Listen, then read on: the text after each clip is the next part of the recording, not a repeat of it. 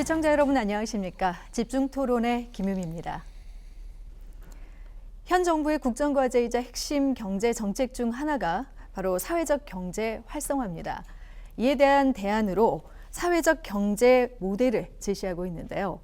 이를테면 광주형 일자리와 같이 중앙정부와 지방정부, 기업이 서로 지혜를 모아서 양극화를 해소하고 일자리 창출과 같은 공공의 이익을 더욱 극대화하자는 것입니다. 자, 그래서 오늘 이 시간에는 광주의 사회적 경제 활성화 방안에 대해서 자세한 얘기를 나눠보겠습니다. 오늘 토론을 위해서 네 분을 모셨습니다. 먼저 모상근 광주 사회적 경제 지원센터 마케팅 팀장 나오셨습니다. 예, 반갑습니다. 안녕하세요. 그리고 이정일 광주 북구 사회적 경제 연합회 대표 자리해 주셨습니다. 네, 안녕하세요. 네, 안녕하세요. 이어서 박상은 광주 사회적 기업 협의회 사무처장 나와주셨습니다. 네, 반갑습니다. 네, 안녕하세요. 마지막으로 박상하 고구려대 사회복지과 교수 자리해 주셨습니다. 네, 반갑습니다. 네, 반갑습니다. 자, 이렇게 네 분과 함께 사회적 가치를 우위에 두는 경제 활동이라고 할 수 있는 사회적 경제. 광주의 경우에는 이제 어느 정도 잘 되고 있는지 여러 가지 이제 얘기들을 나눠볼 텐데 먼저 우리나라의 사회적 기업 육성법은 2007년에 지금 제정이 됐고 그리고 협동조합 기본법이 2012년에 제정이 돼서 많은 지원과 육성이 그동안 있어 왔습니다. 지금 현재 우리나라의 현 상황은 어떤지 먼저 들어볼까 하는데요. 모상근 팀장께서 말씀해 주시죠. 네. 네. 사회적 경제가 우리나라에 시작된 지 한 10여 년이 조금 넘은 것 같습니다. 아까 방금 말씀해 주신 것처럼. 근데, 이 10여 년이 넘는 기간 동안 사실은 양적인 성장 측면에서 보면 엄청난 성장을 이루었다고 볼 수 있을 것 같습니다. 예를 들어서 구체적으로 좀 사례들 통계를 좀 보면 사회적 경제 기업 관련해서는 한 15,000개 정도, 2016년 기준이긴 한데요. 15,000개 정도 되고 일자리는 한 10만 개 정도 이렇게 좀 생성이 되고 있는 상황이라고 볼 수 있습니다.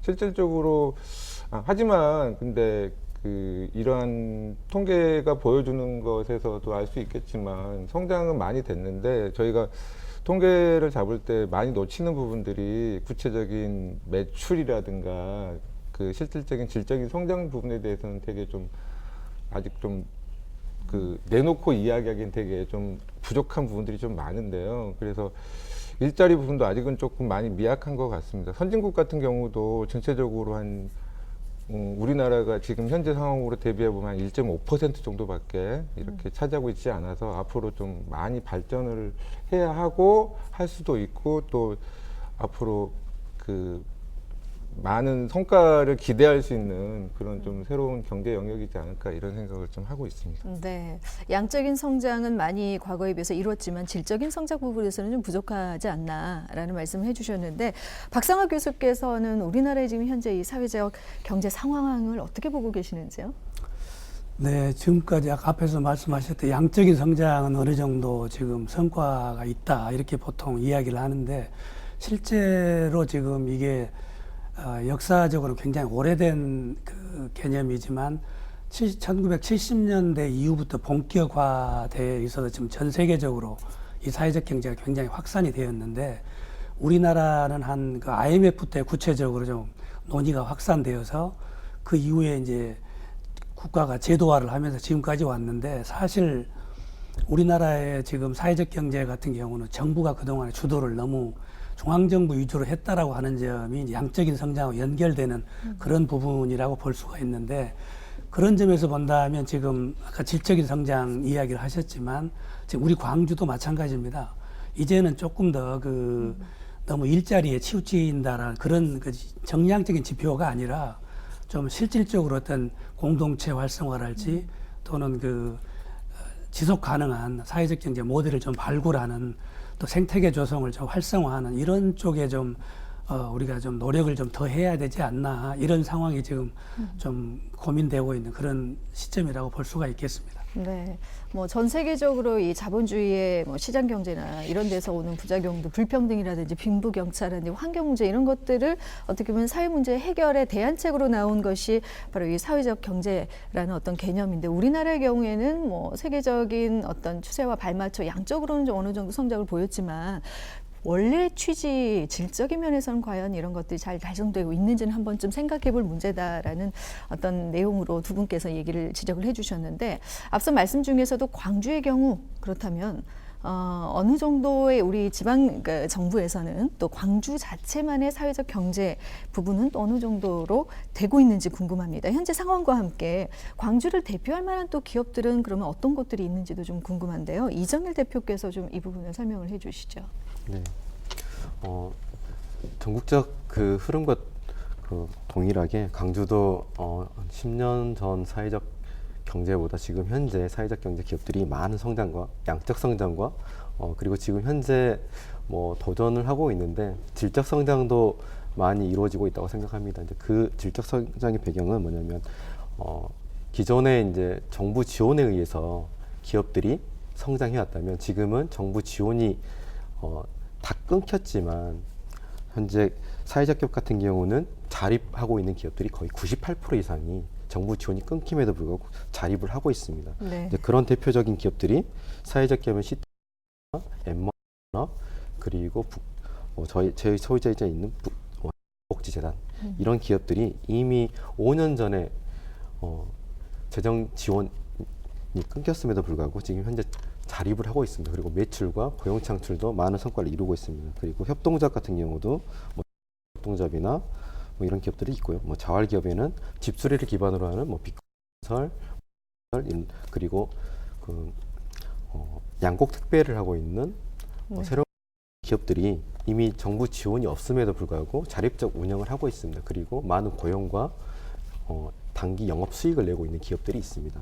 이런 기업들을 봤을 때 현재 지금 현재 우리가 어떤 기준선을 만들지는 않았지만 본인 스스로 이 기업을 봤을 때는 자립적 운영을 통해서 질적 성장을 하고 있는 단계이지 않나. 아마 향후 10년 후에는 이 기업들이 우리 지역을 대표하는 기업으로 성장해 있을 거라고 저는 믿고 있습니다. 네, 초기 이제 지원을 받은 기업들이 이제는 지원이 없어도 자립형 기업으로서 그 역할을 어떻게 보면 질적인 면에서 좀 만족할 수 있는 부분들 열심히 이제 노력을 하고 있다. 나름대로 광주의 경우에는 열심히 하고 있는 편이다라고 평가를 해주셨는데, 박상은 사무처장께서는 어떻게 보고 계시는지요? 사회적 경제가 그 문재인 정부 들어서면서 다양한 지원책들이 마련이 되고 있습니다. 광주 또한 그 민선 7기를 맞아서 다양한 지원 정책들이 마련이 되고 있는데요. 이에 발맞춰서 그 사회적 경제가 지금은 앞서 다들 말씀하셨듯이 스케일업 하고 있는 과정이다라고 보시면 될 것 같고, 그에 맞춰서 그 광주 사회적 경제 기업들 또한 규모화되고 있고, 그리고 다양한 분야로 확산되어 가고 있는 과정이라고 보시면 될 것 같습니다. 특히나 그 질적 성장과 관련해서는 기존에 전통적으로 청소나 아니면 그 사회적 경제 얘기하면 취약계층을 먼저 네. 떠올리게 되고 일자리를 떠올리는 단순한 그런 차원에서 서비스 영역으로, 사회 서비스 영역으로 좀 더 확장되어 가고 있는 과정이라고 보시면 될 것 같고요. 그리고 그 광주 사회적경제지원센터에서 선도기업을 선정을 하고 있습니다. 지금 약 12개 정도의 선도기업들이 선정이 되어 있는데요. 앞서 말씀하셨던 그 이정일 대표님이 운영하고 있는 다 같은 경우도 기존의 청소업종에서 새로운 방향으로 계속 모색을 하고 계시는 과정이고요. 그리고 지역공원이나 지역 내 공원이나 일자리 창출을 위해서 노력하고 있는 기업이라고, 대표적인 기업이라고 보시면 될 것 같고요. 그리고 청년 문제, 그리고 유기동물, 그리고 장애인의 여행, 그리고 유튜브나 영상 활동들을 하고 있는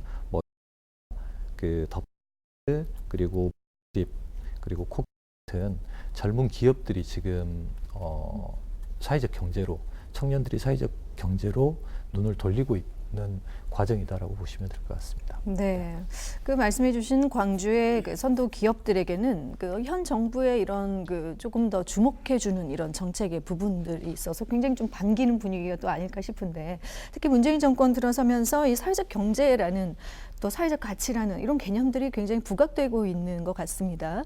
혹시 이 최근 들어서 이렇게 특히나 각광을 받고 있는 이유를 어떻게 보고 계시는지 먼저 박상하 교수께서 좀 말씀해 주시죠.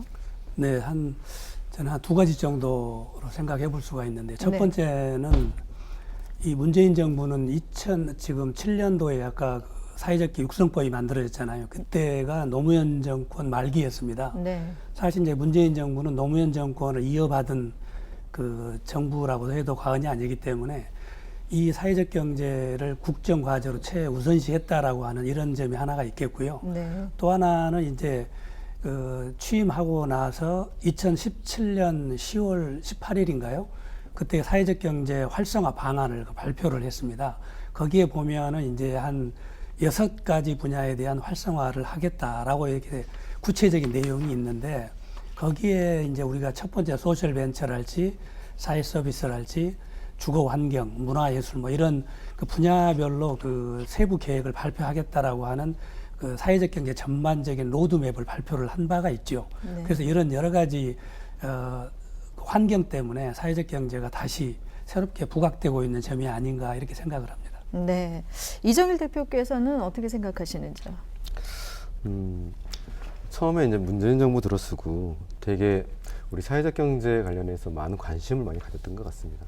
그 이유는 지금 현재 우리 사회가 과거에 이 정부나 시장에서 다양한 사회적 문제가 만들어졌을 때 그거를 해결할 수 있는 능력들이 정부나 시장의 일정 정도 기능에 의해서 해결이 된다고 봤었지만 지금 현재는 그 정부나 시장에서 문제를 해결하는 속도보다 지금 이 발생되는 문제의 속도가 너무 빠르게 더 많은 문제들이 만들어지고 있습니다. 그러면서 문재인 정부 들어서면서 직접 청와대에 사회 문제를 해결하는 이 수석과 또 사회적 경제 일자리를 만들어내는 수석을 두면서 청와대 부서를 두면서 적극적으로 정부의 개입을 통해서 육성을 하고 문제를 해결할 의지를 가졌던 것 같습니다.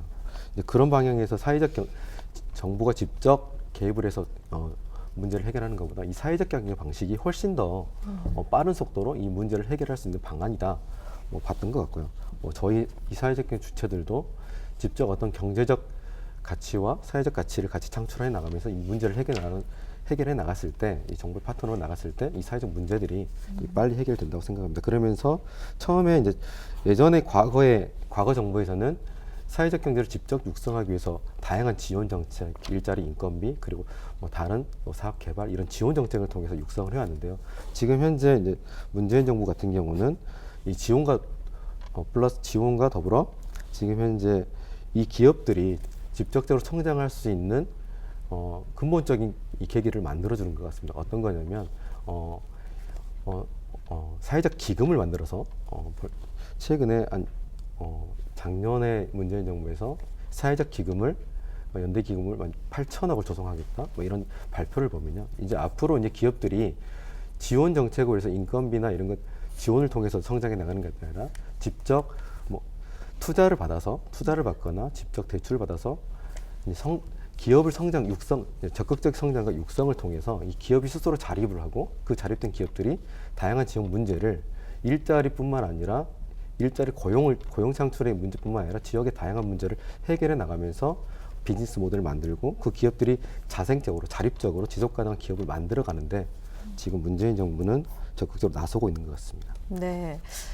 현 정부의 어떻게 보면 국정 과제와 또 사회적 경제 전반의 로드맵을 제시하면서 어떻게 보면 처음에는 정부가 주도는 했지만 사회적 요구가 사실 그만큼 컸기 때문에 기업들이 또 많이 활발하게 동참을 했고 지금은 기업들도 이제 주도적으로 하고 있는 어떻게 보면 참 바람직한 형태로 발전하고 있는 건 아닌가라는 생각은 해봅니다만 말씀 중에 이제 지원 기금이라든지 지원 정책들이 그동안 정부들이 쭉 이렇게 펼친 것들이 있었다라는 말씀을 해주셨기 때문에 다양한 사회적 경제 지원 정책들에 대한 내용을 좀 살펴봤으면 합니다.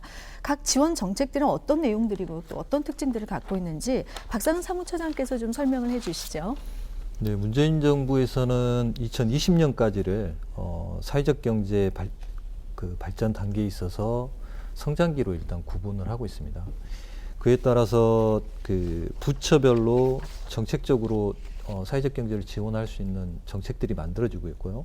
그리고 기존의 사회적 경제 기업들의 규모, 지금 현재 수준으로 보면 규모가 고용 인원이나 광주의 예를 들면 약 20명 내외의 규모가 평균이라고 보시면 될 것 같습니다. 네. 그런 조직 규모들을 키우고 그리고 다양한 판로 확대를 통해서 그 매출을 증대하는 방향으로 되고 있고요.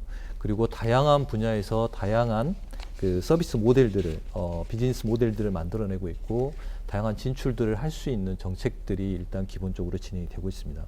이것을 통해서 사회적 경제와 사회적 경제가 계속 만들어가고 있는 생태계들을 지속성을 가질 수 있는 생태계를 조성할 수 있는 정책 방향으로 지금 진행이 되고 있는데요. 그에 따라서 다양한 요구들을 담을 수 있는 새로운 그릇들을 빚고 있는 과정이라고 보시면 될 것 같습니다. 뭐 예로는 그 사회적 기업의 등록제 인증제에서 지금 등록제로의 전환을 준비를 하고 있고요. 네. 그리고 법적인 체계로 있어서는 각각 개별적으로 흩어져 있는 사회적 경제와 관련된 법들을 모법이라고 할 수 있는 사회적 경제 기본법을 지금 준비를 하고 있는 그 수년째 지금 그 국회에 지금 계류 중이긴 합니다만 그러한 법들을 만드는 그 모법들을 만들고 있는 상황이고요. 그리고 다양한 부처로 지금 그 각 단위 부분들이 흩어져 있는데요. 이것을 통합적으로 관리하고 지원할 수 있는 체계들을 만들고 있고 지금 현장 기업들에서 가장 크게 요구하는 부분 중에 하나가 금융과 관련된 부분입니다. 그래서 이제 그 뒤에도 이러저러한 이야기하는 과정에서 금융이나 사회적 경제 투자 기금과 관련된 이야기가 될 텐데요. 금융 접근성을 높이기 위한 그 정책들이 좀 지원이 되고 있습니다. 이와 더불어서 가장 중요한 것은 그 사회적 경제를 이끌어갈 수 있는 인력들을 양성할 수 있는 이러한 프로그램들이 그 지금 만들어지고 있고요. 뭐 다들 아시다시피 지금 뭐 크게는 사회적 경제와 관련돼서 인건비나 사회보험료, 사업개발비 등을 지원해주는 직접 지원, 그리고 판로나 교육, 홍보, 컨설팅 등을 지원해주는 세제 혜택들을 주는 간접 지원, 이게 크게 기본으로 하고요. 네. 지금 거기에 덧붙여서 앞서 말씀드린 정책들이 지금 지원이 되고 있고 요즘 2019년도 들면서 2018년, 19년도에 그 정부 지역 내에서 이야기되고 있는 지원책들로는 이 또한 판로와 관련된 내용인데 해외 판로와 관련된 다양한 그 고민들이 그리고 정책 지원들이 지금 진행이 되고 있는 과정입니다. 네, 정말 그 사회적 경제 생태계라는 말씀을 해주셨는데 그걸 만들기 위한 어떤 제반, 여건, 좀 전에 관련 법이라든지 통합관리기관이라든지 금융 관련 접근성을 높일 수 있는 또 인력 양성까지 직간접적인 지원 정책들을 굉장히 많이 펼치고 있습니다. 이 밖에도 이런 지원 정책들이 앞으로 이제 또 필요한 부분들은 또 부족한 부분대로 있고 필요한 부분들이 또 있을 텐데 모상근 팀장께서는 이런 지원 정책들에 대한 어떤 방향성 혹은 또 특징 뭐 이런 것들에 대해서 좀 더 부가적으로 설명을 해주시죠. 예, 그 박상근 소장님께서 너무 잘 설명을 해주셨는데 사실은 주로 이제 박상근 소장님의 주로 포인트는 앞으로 어떤 방향으로 현재 상황을 대비해서 앞으로 어떤 방향의 지원 정책들이 있으면 좋겠는가의 좀 희망이나 바람까지 같이 좀 담고 있다는 생각이 드는데 네. 다시 조금 과거로 돌려서 과연 이제까지 어떤 정책들이 좀 있었고 그런 게 좀 어떤 성과를 내고 있는지에 대해 좀 말씀을 조금 드려보면 사실은 아까 맨 처음에 서두에 말씀드렸던 내용과 연결이 좀 된다고 볼 수 있는데 사실은 그동안은 사회적 경제 기업들을 육성시키고 아이디어를 발굴하고 그다음에 어떤 식으로 성장시켜 나갈 것인가 그다음에 초기 정책 안정적으로 어떻게 사회적 경제 기업들을 만들어 갈 것인가에 대한 고민들이 되게 많이 있었다고 봐요. 사실 그래서 그런 쪽에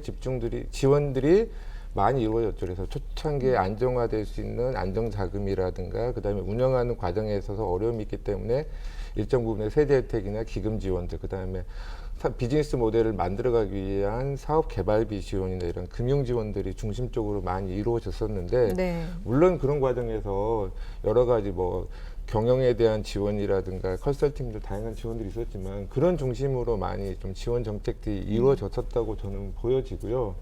근데 이제 이러한 정책들은 일정 정도 10여 년이 지난 상태에서 딱 돌아봤을 때 좀 많은 한 단계 도약을 위해서는 새로운 좀 툴들 또는 새로운 방법론들이 좀 필요한 거고 그런 방법론에 의해서 박상현 차장님도 지적해 주셨지만 크게 한 4가지 분야들 그러니까 정책이나 법적인 측면에서의 좀 제도적인 완비가 좀 필요하겠다는 측면이 하나가 있었고 네. 또 하나는 이제 사회적 경제기업들을 만나봤을 때 가장 애로사항들은 뭐냐면 결국은 사실 판로의 문제거든요. 물건을 만들었는데 네. 우리가 갖고 있는 상품이 너무 판매가 안 되는 부분이 너무 어렵다. 그래서 이런 판매 판로를 어떻게 활성화할 것인가. 근데 이 판로는 그냥 물건 갖다가 팔아주는 문제예요. 심플하게 정리되는 문제는 아니고요. 각 기업의 상황이라든가 그다음에 이게 결국은 구매하는 소비자의 패턴의 문제라든가 그다음에 상품의 성격에 따라서 되게 다양한 부분들이 고민이 돼야 되는데 그런 부분에는 좀 아쉬움이 좀 많이 있었다는 생각이 들어서 그런 네. 부분에는 좀 고민들을 많이 하고 있고요. 그다음에 기업이 또 일정 정도 성장을 하기 위해서는 일정 정도 그 기반 조성이 되고 기금들이 좀 이렇게 기반 조성이 되고 새로운 좀 고급 인력들이 많이 투입이 돼가면서 한 단계 도약해야 되는데 그러한 과정들이 되게 많이 없어서 운영 자금에 대한 관련된 좀 기금 지원 문제들이 되게 좀 많이 거론이 되고 있는 것 같습니다. 네. 마지막으로 이제 무엇보다 중요한 거는 사실 교육이 100년지 대계라고 그 전문 인력이나 사회적 경제에 대한 인식의 문제들 이런 문제들을 개선할 수 있는 교육 부분에 대한 지속적인 관심과 노력 이건 단순간 해결될 수 있는 문제는 아니지만 좀 지속적인 계획을 통해서 청소년들한테 사회적 경제에 대한 의미 교육이라든가 이런 전체적인 교육에 좀 방점을 많이 찍는 그런 정책들까지 같이 좀 고민이 돼야 되지 않을까 이런 생각을 해보고 있습니다. 네. 판로 결국 뭐 수익을 창출해야 되는 부분이 있기 때문에 판로의 문제, 뭐 운영 자금의 문제, 법 제도 개선의 문제, 또 인식이나 교육의 문제까지 사실 오늘 토론 아직 시간이 많이 남았습니다. 이런 것들을 다 짚어볼 텐데 전반적으로 앞서서 이제 얘기를 정리를 해주셨는데요. 한 가지 우리가 이제 사회적 경제라는 어떤 개념을 들 때 특히 지역 경제 활성화라든지 일자리 창출과 관련해서 이 개념을 많이 이야기를 합니다. 특히나 이렇게 지역경제 또 새로운 일자리 사실 이 부분이 맞긴 맞지만 어떻게 보면 사회적 경제를 좀 가두는 개념이 돼버리는 건 아닌가라는 생각도 드는데요. 이렇게 이야기가 되는 이유는 과연 무엇일까? 이정일 대표께서는 어떻게 생각하시는지요? 지금 뭐 사회적 경제뿐만 아니라 지금 시장 경제에서도 거의 대부분 그 인건비 때문에 해외로 나갔던 기업들이 다시 이제 국내로 복귀하는 그런 정책들을 정부 차원에서 그런 정책들을 유인 정책들을 쓰고 있습니다. 네. 이제 그 이유들은 이제 우리나라뿐만 아니라 전 세계가 이제 경기가 경제 이 부분에 있어서 경기가 활성화가 안 되고 거의 저성장 경제로 가다 보니까 네. 거의 대부분 밖으로 나갔던 기업들이 이제 다시 들어오고 그 들어오게 돼서 다시 국내에서 일자리를 만들어내려는 정부의 정책들이 있습니다. 뭐 강주도 똑같다고 생각합니다. 강주도 지금 현재 우리나라 정책의 이제 4차 산업 정책이잖아요. 근데 그 4차 산업 같은 경우는 거의 대부분 4차 산업에서 일자리가 만들어지기는 어렵습니다. 거의 대부분 기존에 그 사람이 했던 일들을 다 로봇이 대체하는 이런 일자리들이 만들어지고 있는데요. 그런 산업으로 계속 발전을 하고 있는데 그 속에서는 실질적으로 모든 뭐 경제 신문이나 통계에서 일자리도 줄어들 거다 이런 이야기가 나오고 있습니다. 네. 근데 그럼 일자리는 이제 없어지는 일자리를 새로 대체할 일자리를 만들어내야 됩니다. 저는 이제 단언컨대 그런 일자리들은 서비스나 그리고 지역의 동네 이런 곳에서 만들어질 거라 생각합니다. 그리고 그런 일자리들은 이 사회적 경제에서 많이 만들어지지 않을까 생각을 하고 있습니다. 일례로 지금 현재 뭐 사회적 기업이나 마을 기업 이런 기업들이 이렇게 협동조합 이런 기업들이 만들어지고 있는데요. 그런 기업들이 초기에는 좀 전에 우리가 쭉 토론에서 말씀드린 어떤 일정 정도의 지원을 통해서 정책적으로 육성이 되고 있지만 지금 현재 보면 자립을 해가고 있고 그 자립한 속에서 실질적으로 동네에서 일자리를 만들어내고 있습니다. 네. 그리고 아까 이제 모상근 팀장님께서 말씀했듯이 지금 현재 전국적으로 15,000개의 사회적 경제 기업들이 10만 개 일자리를 만들고 있다고 하는데요. 이런 일자리를 만들어내는데 정부가 한 사람의 한 청년의 일자리를 만드는데 투여되는 예산이 한 4천만 원 정도 투여됩니다. 그 일자리를 만들기 위해서. 근데 15,000개 기업이 10만 개 일자리를 만들려면 지금 현재 우리 사회적 경제에 지원되는 이 지원금보다 훨씬 더 많은 지원들이 있어야지 실제로 만들어지지만 지금 현재 사회적 경제에 지원되는 그 최소한의 지원을 통해서 더 많은 일자리를 만들어지고 있고 또 실질적으로 그런 일자리들이 외부에서 만들어진 것 때문에 지역에서 동네 곳곳에서 마을에서 만들어진다는 거죠. 그래서 앞으로 저는 이 사회적 경제 지금 현재 다양한 지원 정책들이 만들어지고 있는데요. 직접적인 지원 정책이 아닌 간접적인 아까 기금을 통해서 그리고 우리 지역의 청년을 육성하고 청년을 양성하는 이 지원 정책 속에서 이 사회적 경제 많은 인원들이 유입이 되고 그 우선 인원들이 유입이 됐을 때 한 단계 사회적 경제 기업들이 도약을 하게 되면 앞으로 그 4차 산업에서 없어질 일자리를 대체할 수 있는 일자리들을 이 사회적 경제에서 다양한 형태로 만들어낼 수 있지 않을까 네. 생각이 듭니다. 네, 4차 산업과 저성장 시대 일자리가 사라지는 이 변화에 대한 대안책으로 바로 이 사회적 경제 개념이 가장 어떻게 보면 네. 바람직한 방안이다라고 보시는 건데요. 박상한 사무처장께서는 어떻게 생각하시는지요? 우선 저희가 그 사회적 경제에 대한 개념을 좀 정리를 먼저 하는 게 필요할 것 같아요. 네. 사회적 경제에 대한 뭐 정의는 너무나도 다양하고요. 뭐 시대별로도 국가별로도 다양하게 지금 이루어지고 있는데 제가 정리할 수 있는 것은 일단 기본은 구성원 간의 협력과 자조를 바탕으로 해서 재화나 용역들을 생산을 하고 또한 그를 판매를 통해서 사회적 가치를 창출하는 민간의 모든 경제 활동들을 사회적 경제다라고 좀 정의를 할 수 있겠고요. 네. 여기서 중요한 것은 그 구성원 간의 이 협력과 자조에 대한 부분과 그리고 그 사회적 가치를 창출하는 이 부분의 방점을 좀 찍을 수 있을 것 같습니다. 이러한 부분들이 그 정부에서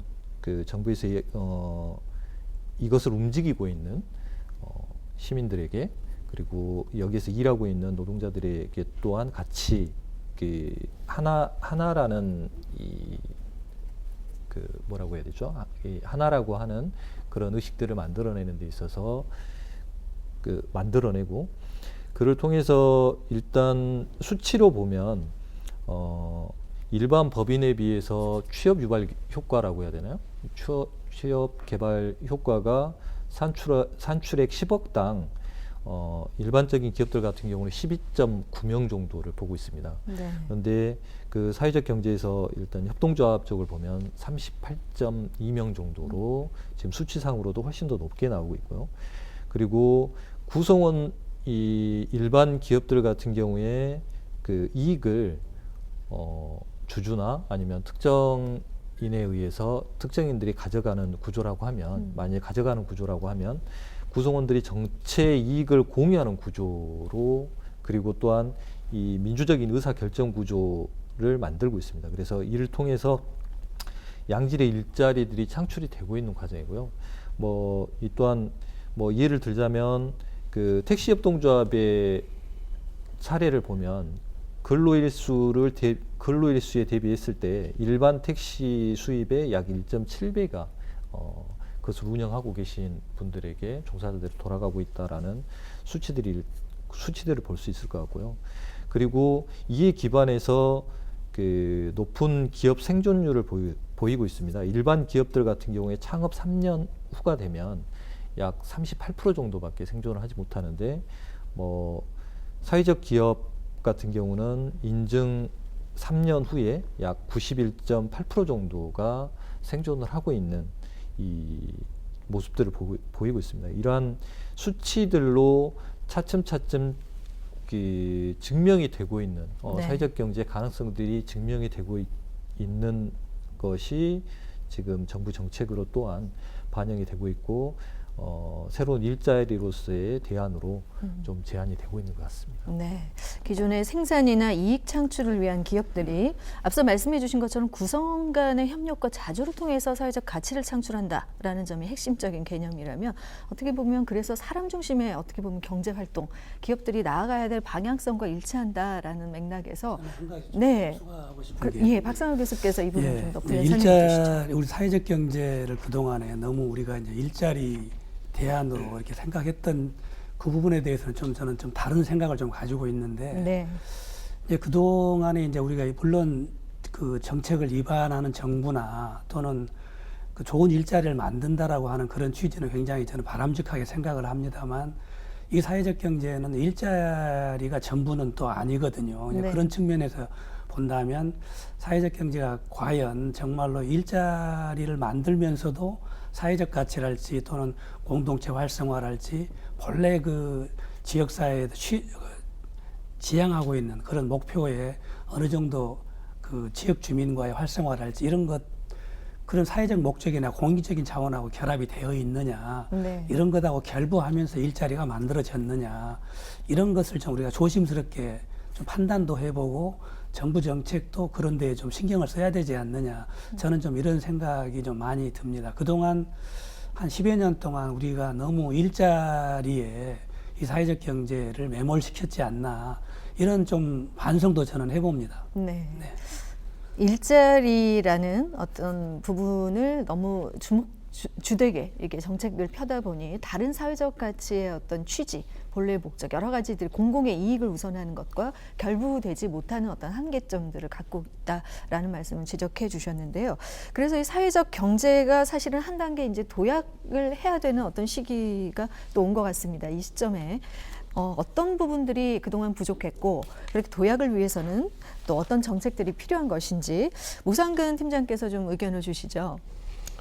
네, 아까도 잠깐 언급을 했던 것처럼 가장 한 두 가지 지점을 좀 얘기할 수 있을 것 같은데요. 뭐 안정적인 기반 구축이 필요하다고 말씀드릴 수 있는 아까 말씀드렸던 뭐 정부 정책, 판로 확대, 금융 접근성, 그다음에 뭐 인력 양성 이런 전체적인 부분들에 대해서는 뭐 당연히 다시 한번 좀 강조를 드리고 싶은 생각이 좀 있습니다. 두 번째는 사회 서비스, 그러니까 새로운 사회적 경제 기업의 좀 확산 모델들을 좀 만드는 게 되게 필요하지 않겠는가라는 생각이 좀 들고요. 그 확산 모델의 구체적인 사례로서는 사회 서비스 영역에 대한 좀 적극적인 좀 참여 또는 적극적인 사업 모델 개발 이런 것들이 좀 필요하지 않나라는 생각이 듭니다. 일례로 이탈리아나 선진국에서 사회적 경제 기업들이 일정 정도 급성장하고 일정 정도 사회적 전체 경제 영역에서 많은 부분을 차지할 수 있게 된 가장 중요했던 계기점들을 살펴보면 네. 국가가 정부가 그 국민들에게 지원한 여러 가지 사회 서비스 정책들에 사회적 경제 기업들이 또는 사회적 경제 영역들이 적극적으로 참여할 수 있는 계기를 마련해주는 그런 중요한 계기점들과 일정 정도 맥을 같이 하거든요. 그러니까 우리나라에서 현재 진행되고 있는 여러 가지 사회 서비스 정책들, 뭐 어르신 돌봄의 문제라든가 육아의 문제라든가 그다음에 초등학교 돌봄의 문제라든가 여러 가지 복지 영역과 같이 맞물리고 있는 여러 가지 사회 서비스 영역들에 대해서 적극적으로 사회적 경제 기업들이 참여할 수 있는 고민들을 또는 판들을 그런 좀 마당들을 같이 만들어가고 그런 영역으로 적극적으로 사회적 경제 기업들이 진출하고 해나갈 수 있는 좀 프레임들을 좀 바꿔나가는 게 되게 좀 필요한 상황이지 않을까. 사실은 사회 서비스 또는 사회복지 영역이라는 게 이윤을 목적으로 하지 않아야 함에도 불구하고 뭐 우리나라 전체를 좀 폄하하기는 되게 좀 그렇지만 일정 부분들에 대해서는 많은 부분들이 좀 개인적인 또는 개인 사업자 중심의 그런 사회복지 정책이라든가 그런 정책들이 많이 있다 보니까 여러 가지 문제가 좀 발생하고 있는 것도 사실인 것 같습니다. 불과 한 1, 2년 전만 해도 나타났던 사립 유치원 문제라든가 이런 네. 문제, 그런 문제들이 다 전반적으로 그런 부분에서 기인하는 거라고 생각이 들고요. 그런 부분들을 사회적 경제 영역으로 또 사회적 경제 기업들이 이윤 중심이 아닌 어떤 공동체의 가치를 중심으로 뭔가를 만들어갈 수 있는 그런 계기를 만들면 보다 사회적 경제도 발전을 하고 사회 서비스, 국민들이 체감할 수 있는 여러 가지 서비스들도 훨씬 질을 높일 수 있는 중요한 계기가 될 수 있지 않을까 이런 생각을 해보고 있습니다. 네, 좀 더 확산될 수 있는 새로운 모델이 필요하다. 네, 박상학 교수께서도 좀 더 말씀해 주시죠. 네, 이제 획기적으로 어떤 사회적 경제를 활성화시키는 어떤 그 방안이라고 할까, 대책을 보통 이제 정부 차원에서 많이 이야기를 합니다만 최근 정부에서도 지금 아까 17년도에 활성화 방안을 발표한 이후에 18년도에 이제 사회적 금융 활성화 방안, 그 다음에 또 18년도에 그 인재 양성 종합계획 이렇게 발표한 대책이 있습니다. 네. 이제 그런데 보면은 사실 그런 게 어떤 그 세부적인 그 후속적인 대책이 좀 아쉬운 점이 있기는 있습니다만 이 정부 들어와 가지고 어떤 사회적 경제에 대한 제도를 많이 정책적으로 지금 하고는 있습니다. 그렇지만 아까도 말씀드렸듯이 어떤 구체적으로 실행할 수 있는 부분에 있어서는 좀 미흡한 점이 없지 않아 있다. 이제 우리 광주라고 하는 측면만 한번 본다면 이제 중앙정부 위주로 이것 정책들이 이루어져 있었기 때문에 그런 정책들이 지방으로 많이 확산되는 데는 한계가 있습니다. 네. 특히 저는 개인적으로 이제 우리 광주 지역에서 사회적 경제가 좀 확산이 되려면 서울에서 지금 있는 것처럼 그 헤이그라운드라고 많이 알고 계실 겁니다. 그런 것처럼 우리 광주에도 좀 혁신적인 창업 생태 공간이랄지 또는 그 혁신 아이디어를 창작할 수 있는 그런 공간 같은 거 이런 것들이 좀 획기적으로 좀 필요하다 이렇게 봅니다. 이제 서울에서도 지금 그 혁신 성장이랄지 또는 소셜 벤처라고 하는 것들이 굉장히 지금 확산되고 있는데 그런 것들이 좀 광주에서 좀 도약이 되려면 물론 서울에서도 지금 그게 어떤 그 알기로는 현장에서 그 투자를 해서 헤이그라운드를 만들어서 비영리 단체에다 위탁을 했던 것이지만 우리 광주에서도 어떤 그 민간 기업이 그런 역할을 하면 좋겠지만 또는 민간 기업이 할 수 없다고 하더라도 어떤 행정에서도 충분히 저는 할 수 있다고 봅니다. 의지만 있다면. 네. 그래서 어떤 그런 획기적인 전환점이 좀 만들어져야 우리 광주에서 좀 도약이 되지 않을까 이런 생각을 합니다. 지금처럼 이렇게 분절되고 조금 그 낮은 단계에서 어떤 사업을 한다거나 그 프로젝트를 진행했을 경우에는 지속 가능한 그런 것도 좀 담보하기가 어려운 측면도 있고 좀 어느 정도의 어떤 좀 규모화가 이루어져야만 가능한 그런 좀 그 기대감이 필요한다 이렇게 보고 있습니다. 네, 규모도 이제 좀 더 확대되고 혁신적인 광주만의 어떤 사회적 경제 정책들이 필요한 시기다라고 이제 말씀해 주셨는데요. 앞서 이제 이런 한 단계 도약을 위해서 필요한 것들에는 여러 가지가 있다. 그 중에 하나 꼭 뽑아 주신 게 관련 법과 관련된 내용입니다. 사회적 경제 기본 법안이 지금 뭐 몇 년째 국회에서 계류 중인데 이 법안이 사회적 기업 협동조합과 같은 사회적 경제 조직들을 지원하고 또 사회적 경제 생태계를 만드는데 반드시 필요한 법안임에도 불구하고 여러 가지 그 의견들이 많습니다. 어떤 논란이 있는지 먼저 이정일 대표께서 좀 설명을 해주시죠. 지금 현재 어떤 이념적 논란은 이미 지금 현재 뭐 자본주의냐 사회주의냐 거의 대부분 이런 전 세계적으로 이런 거를 얘기하는 얘기했을 때 거의 구시대적 관점인 것 같습니다. 이미 뭐 미국도 중국도 그 이념이 왔다 갔다 하잖아요.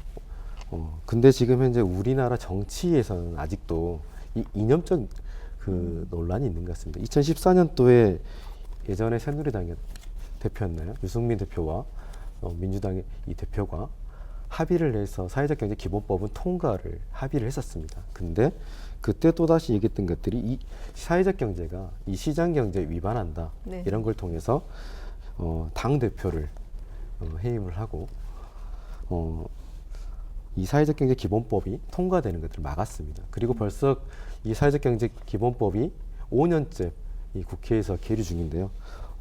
불과 4일 전에 또 이 사회적 경제 기본법이 국회에서 그 법안으로 올라갔다가 지금 4일 전에 또 통과가 무산됐습니다. 아마 국회에서 얘기 나오는 게 이 19대 국회에서는 아마 통과되기 어려울 거다. 지금 이런 얘기들이 계속 나오고 있습니다. 이미 어떤 이 사회는 아까 서대에서 말씀드렸듯이 이 사회는 이 다양한 사회적 문제로 지금 이 사회가 아파하고 있습니다. 이 정부가 해결할 수 있는 능력도 넘어섰고요. 또 시장에 맡겨놓으면 이 모든 것들이 해결된다는 이 시장주의 관점도 이미 시장도 우리 사회의 여러 가지 문제를 해결할 수 없음을 우리는 보았습니다. 2008년도에 우리나라는 99년 IMF 때 봤었고 또 2008년도에 글로벌 경제 위기에서 봐왔잖아요. 네. 이미 다 봐왔음에도 불구하고 아직도 이념적인 이 사회 모든 이 사회 이 구성원들은 이 이념적인 논란은 다 끝났다는 것들에 대해서 다 인식하고 있지만 아직 국회에서는 이념적인 네. 이 논쟁이 아직도 심하게 있는 것 같습니다. 네. 그러면서 이 사회적 경제가 마치 어떤 이 시장주의를 위배하는 사람들의 그들을 위한 지원 정책이고 그들을 위해서 자기들의 어떤 위해를 가할 수 있는 그런 어떤 법이라고 좀 생각하시는 것 같습니다. 근데 절대 이 사회적 경제는 사회주의 경제와 다릅니다.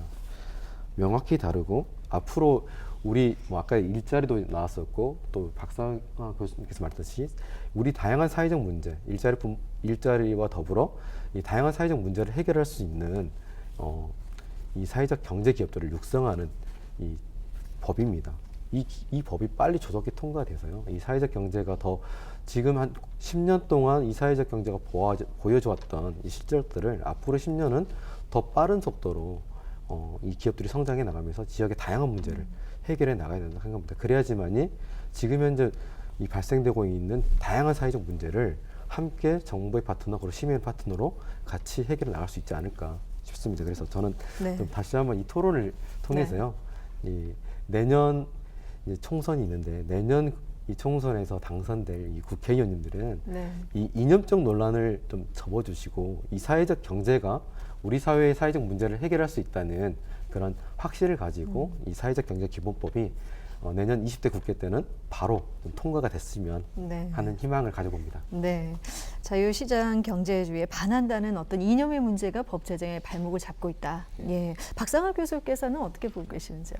네, 저도 뭐 동의합니다. 우리 이정일 대표님이 지금 말씀해 주셨듯이 우리나라는 다른 나라하고 달리 이제 이념적인 그런 색깔로 보는 사회적 경제의 어떤 그런 아쉬운 점이 있긴 있습니다. 네. 그래서 이 법이 지금 통과가 안 되고 있는 그런 측면이 있다는 말씀을 드리고요.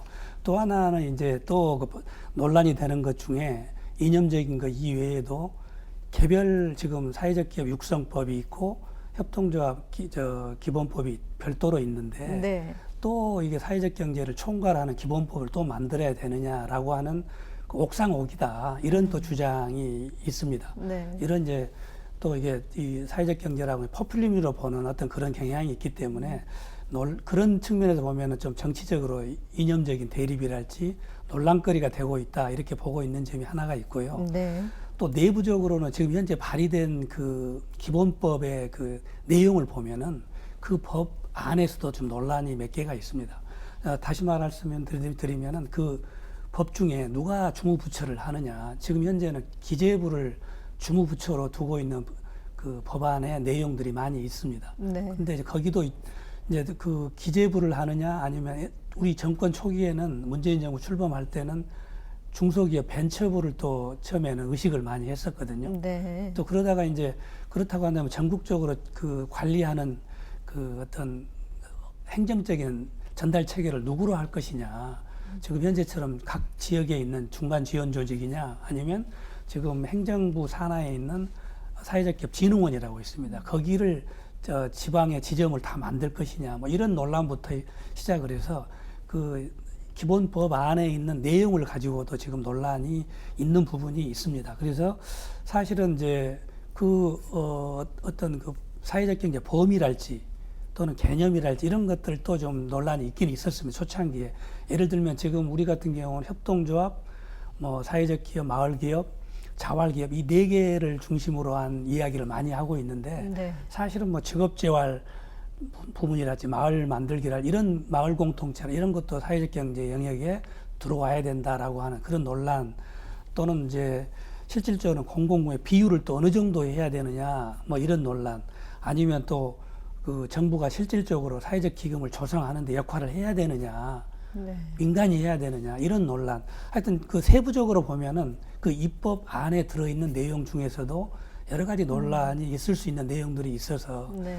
이제 아까 그 이념적인 것 이외에도 실무적인 협상이 되면은 이제 그런 부분에서 좀 조율이 돼야 되지 않을까 이런 생각을 합니다. 네, 이념과 정치적 논란뿐만 아니라 법안 안의 내용 중 주체가 누구이냐, 또 범위, 대상, 또 정부의 관여도 뭐 이런 모든 것들이 다 하나의 법 제정에 있어서 조금 네. 저는 개인적으로 네네. 사실은 지금 법안으로 발의된 모든 한 법안이 지금 한 서너 개 있습니다. 올라와 있는 게. 네. 그 중에 있는 내용을 쭉 봐도 아쉬운 점이 뭐냐면 전부 중앙정부 중심이라는 거죠. 아, 네. 그래서 사실 사회적 경제는 저는 개인적으로 이게 지방 중심이 돼야 된다. 늘 저는 그렇게 생각을 했고 네. 그렇게 주장을 많이 했었는데 지금 법안을 내용을 보면은 아직도 중앙정부가 주도를 하게끔 돼 있어요. 계획부터 시작해서 모든 거를 중앙정부가 다 하겠다라고 돼 있거든요. 그래서 네. 이런 점은 좀 법 어떤 그 논의 과정에서도 지방에 좀 많은 그 무게중심을 두는 네. 그런 법안이 좀 됐으면 좋겠다 이런 바람이 좀 있습니다. 네. 그래서 말씀이 나왔으니까 이렇게 좀 범위를 좁혀서 광주시의 경우에도 관련 주제 지금 조례가 제정이 돼 있는 걸로 아는데 어떤 조례이고 또 어떤 부분들이 좀 추가로 개선돼야 하는지 좀 얘기를 나눠봤으면 좋겠습니다. 모상근 팀장께서 먼저 좀 말씀해 주시죠. 예. 제가 조례 광주광역시에서 만들어진 조례를 좀 찾아보니까 사회적 경제 관련된 조례가 총 한 6가지 정도 되는 것 같습니다. 그래서 가장 먼저 만들어졌던 조례가 이제 사회적 경제 활동 지원 조례라고요. 2013년도에 만들어진 조례가 있습니다. 그리고 그 다음에 만들어졌던 조례가 순서 이제 그 사회적 기업 육성법이 나오고 그 다음에 협동조합 지원 조례가 그러니까 협동조합 기본법이 만들어진 그 다음에 협동조합 지원 조례가 2013년도에 만들어지고요. 네. 그런 다음에는 사회적 경제 기업들의 구매나 그 다음에 판로 촉진이 너무 어렵다. 그래서 구매나 판로 촉진을 좀 촉진하는 그런 조례들이 만들어졌으면 좋겠다라는 취지로 2017년도에 조례가 좀 만들어졌습니다. 다음에 자활 기업이 최근에 또 자활센터에서 좀 일정 정도 독립을 해서 그 기업들이 많이 있는데 이 자활 기업들도 좀 적극적으로 좀 지원하는 게 필요하다고 그래서 이거는 좀 찾아보니까 2019년도에 올해 좀 만들어진 조례가 좀 있더라고요. 이런 대표적인 좀 조례들이 있는데 핵심은 좀 그런 생각이 듭니다. 가장 중요한 기본 조례들은 마찬가지긴 한데 제가 아까 그 앞에서 발언하셨던 두 분 말씀에 조금만 좀 일단 법적인 측면에 조금 말씀을 드리면 네. 사실은 정부가 사회적 경제 활성화를 위해서 여러 가지 정책들도 내고 뭐 활성화 방안도 낸 것들이 2017년, 18년 이렇게 되지 않습니까? 근데 사실은 그 활성화 방안의 구체적인 내용들을 보면 사실 기본법이 통과가 안 되면 사실 시행이 안 될 내용들이 너무 많아요. 그러니까 박상하 교수님이나 이정희 대표님께서 지적하셨던 것처럼 여러 가지 개선 사항이나 보완 사항들이 많이 있을 거고 또 검토 사항들이 많이 있다 하더라도 기본법 안에서는 최대한 좀 큰 틀에서 일정 정도 좀 기본법을 통과하고 그 다음에 시행령이나 시행세칙 그다음에 각 지자체에서 조례들을 통해서 각 부분들을 좀 정리할 수 있는 그런 방안들이 있으면 어떨까 좀 그런 제안을 해봅니다. 그러니까 너무 완벽한 법을 만들려다 보면 사실은 법을 못 만들 상황이 생기기 때문에 기본적인 좀 생태계를 구축하는 기본적인 기본법을 좀 빨리 만드는 게 되게 시급하게 좀 필요하겠다라는 생각이 들고요. 한 가지 좀 유사한 사례일 것 같아요. 제가 예전에 좀 문화예술 쪽에 일을 했었는데 노무현 정부 들어서면서 문화예술 기본법이 만들어졌습니다. 그래서 예전에 문화예술 지원 정책들이 주로 한국문화예술진흥원, 지금으로 말하면 한국문화예술위원회에서 주로 많이 중앙 집중적으로 네. 예술한테 지원 정책들이 다 펼쳐지고 있었는데 문화예술 기본법이 통과되면서부터 바로 지역의 광역단위 중심으로 그 지역문화재단들도 생기고 그러면서 아까 박상환 교수님께 얘기하셨던 것처럼 결국은 중앙과 지역이 역할 분담이 하게 되는 거죠. 중앙은 국제적으로 수출이나 또는 문화예술로 치면 해외 진출이나 이런 측면에 주로 고민을 하게 되고 지역에서는 지역의 맞춤형으로 어떻게 문화예술을 발전시킬 것인가, 어떻게 사회적 경제를 발전시킬 것인가 이런 식의 투 트랙들이 좀 정책들이 가능할 거라는 생각이 좀 들어서 기본법이 좀 통과가 되면 좋을 것 같다는 생각이 조속하게 좀 통과가 되는 게 너무 필요할 것 같다는 생각이 들고요. 네. 조례에 관련해서는 좀 의미 있는 좀 검토가 필요한 게 사회적 경제 관련해서 조례들은 사실은 광주 조례는 제가 판단하기에는 사실 나무랄 데가 없습니다. 아주 잘 만들어진 조례고요. 특히나 제품 구매 촉진 및 판로 지원에 관련된 조례가 2017년대 때 제정이 됐는데 그 조례 문구를 잘 보시면 할 수 있다와 해야 한다가 되게 큰 차이를 갖고 그렇죠. 있잖아요. 네. 광주의 조례는 할 수 있다가 아니라 해야 한다로 되어 있습니다. 총 구매액의 5% 이상을 사회적 경제 제품 구매로 구매를 해야 한다로 되어 있어요. 사실은 저는 조례로서는 엄청나게 진일보한 이런 강제 조항이 들어있는 이런 조례라고 생각이 드는데 여기에 제가 좀 사회적 경제 쪽에서 근무를 하고 있는 또 일하고 있는 사람의 한 가지 바람이 있다면 네. 여기까지 너무 좋은데 네. 아쉬운 점은 뭐냐면 안 했을 때 그러면 어떻게 하자는 거지? 이제 이 네. 페널티 조항이 없는 거예요. 그러니까 해야 한다로 강제적으로 해야 한다로 규정까지 되어 있지만 안 했을 때 네. 어떤 문제들이 있고 어떻게 한다라는 그런 후속 조치들이 사실은 조례 마련이 돼 있지 않아요. 그래서 그러니까 조례에서는 보면 하면 되게 좋은 거긴 한데 상황이 어려우면 못할 수 있는 거고 또 네. 페널티가 따로 안 받는 게 있어서 이런 부분들에 대한 좀 보완들이 좀 필요하겠다 이런 생각을 좀 해보고 있습니다. 네, 조례의 강제성은 좋지만 조금 더 실효성 있게 페널티 조항들도 좀 더 생겼으면 좋겠다라는 바람까지 얘기해 주셨는데 박상우 사무처장께서는 광주의 현재 지금 조례 부분에 대해서 어떻게 생각하고 계시는지요? 방금 그 모상근 팀장님이 말씀하셨던 그 사회적 경제 제품 구매 촉진 및 판례 지원 조례를 만드는 과정에 참여했었던 아, 네. 그때 이미옥 의원하고 같이 의원실하고 같이 진행했었던 내용인데요. 문구 하나 계속 시하고의 그 협의 그리고 전문위원들과의 협의 과정에서 문구 하나까지도 사실은 좀 챙기려고 했었던 부분이 없지 않아 있습니다. 네. 모 팀장님 지적하셨듯이 그것을 꼭 강제하겠다라기보다는 강제하는 의미도 있겠지만 시의 정책적인 의지를 보여주는 방향으로 만들어졌다라고 생각하시면 될 것 같고 이 또한 그 좀 아쉬운 부분도 많이 있습니다. 모 팀장님이 그 이것을 강제할 수 있는 방안에 대한 페널티에 대한 부분 그 페널티뿐만이 아니라 인센티브에 대한 고민들도 같이 있을 텐데요. 이런 방향과 더불어서 그 시하고의 협의 과정에서 좀 아쉬웠었던 부분 중에 하나가 우선구매 비율입니다. 네. 일단 5%로 이야기는 하고 있는데 여기에서 품목과 관련돼서 물품이나 서비스로 한정을 하고 있습니다. 공사비나 용역과 같은 규모가 큰 일정한 규모를 가진 그 구매와 관련해서는 강제하지 못하는 이 수치에서 빠지게 되는 그렇기 때문에 행정 입장에서는 이러한 부분들을 배제하고 그 뭐 분모를 작게 만들어서 퍼센트를 가져갈 수 있도록 그 좀 만들어 놓은 부분이 있습니다.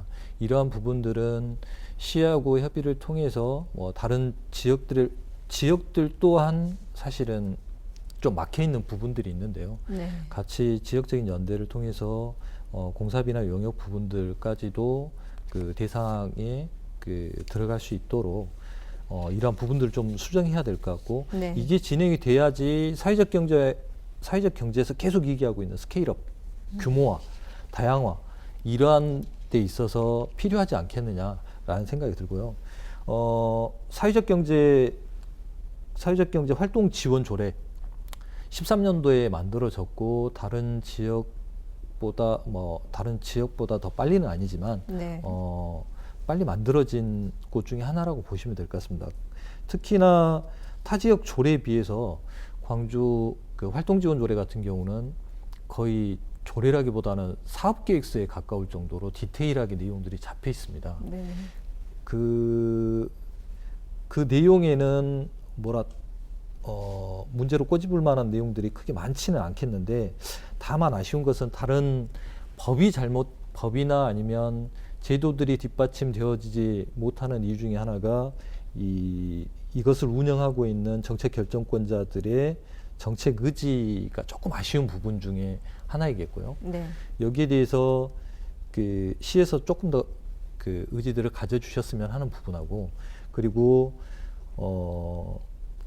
여기에서 지금 조례에서 지금 빠져 있는 부분 중에 하나, 누락되어 있는 부분 중에 하나, 이 누락이 아니고 지금 2017년 12월 31일자로 해서 사회적 경제 활성화 기금과 관련된 이 존속 기간이 만료가 되어 있습니다. 네. 근데 아직도 그에 대한 부분들이 개정이 되고 있지 못한데 사회적 경제 기금과 관련된 그 지원을 하는 데 있어서의 하나의 큰 핵심적인 문제라고 생각을 하거든요. 네. 그와 관련돼서 문구 조례상의 그 조례 문구마저도 지금 만료가 됐음에도 불구하고 개정이 2년째 되고 있지 못한 부분들은 시에서도 분명히 이 시나 시의회에서 분명히 이와 관련된 부분들을 좀 챙겨야 되지 않겠느냐. 이 개정이 필요한 부분 중에 하나이겠고요. 네. 마지막으로는 지금 사회적 경제가 주목을 받고 있고 그리고 사회적 경제가 의미 있다라고 얘기하는 것의 중심에는 사회적 가치 실현이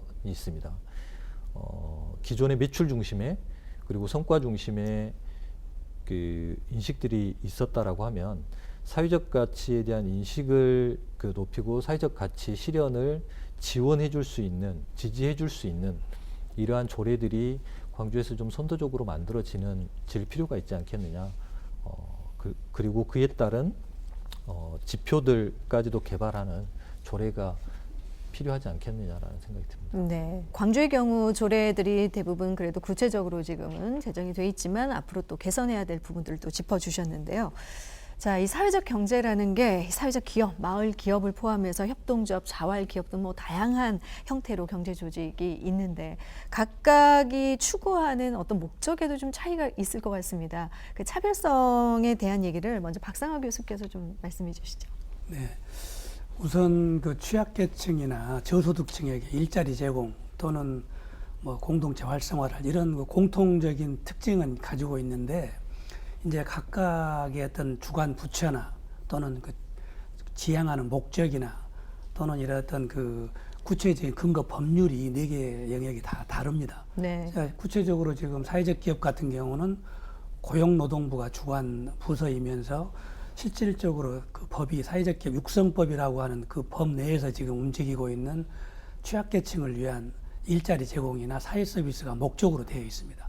이 반면에 이제 마을 기업은 근거 법률은 아직은 없지만 행안부의 그 지침에 의해서 어떤 지역경제 활성화나 또는 공동체를 활성화한다 이런 목적을 가지고 있다는 점이 다른 점이고요. 네. 또 협동조합은 또 이게 기획재정부가 주관 부서입니다.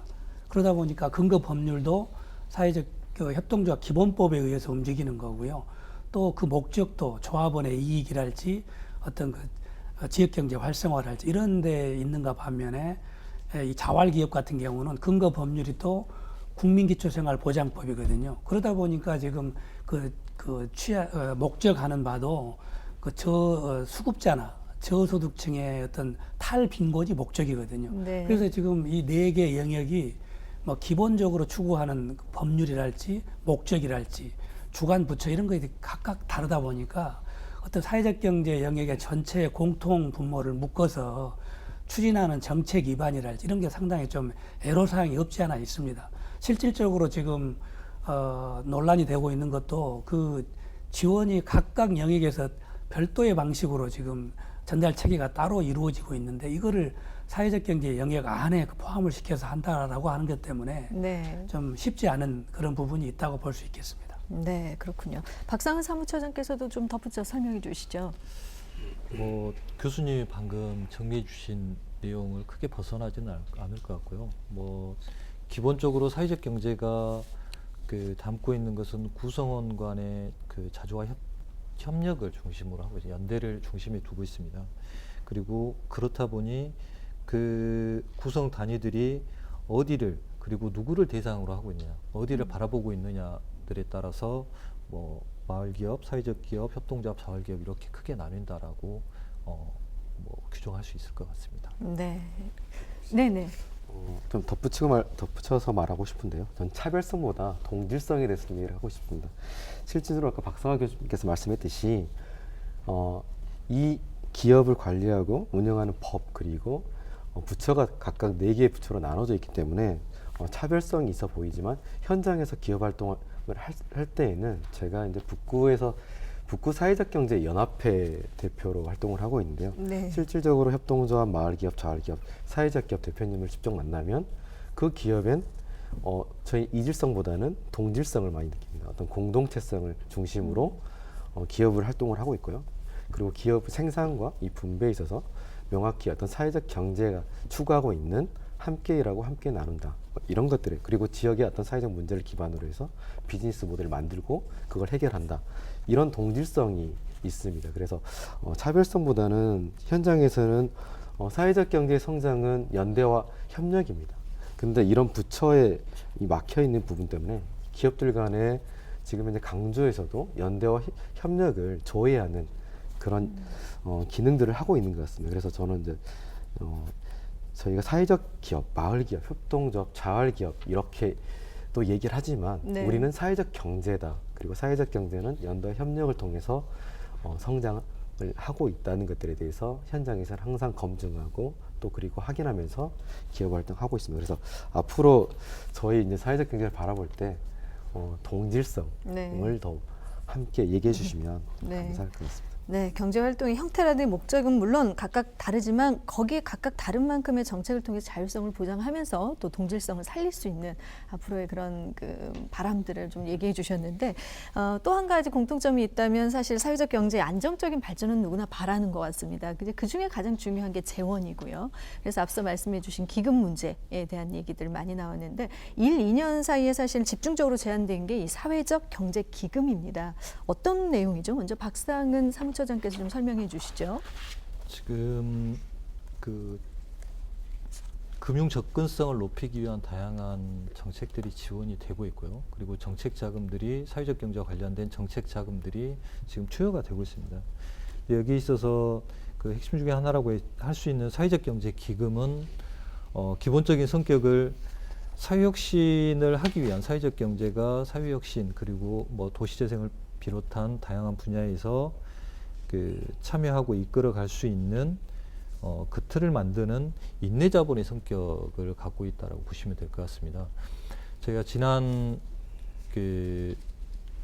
지자체 과정에서 후보자들을 만나면서 이야기했었던 것 중에 하나가 그 제안했었던 게 그 사회투자기금 마련을 광주에 있어서 100억을 목표로 해서 기금을 조성하자라는 그 제안들을 했었고요.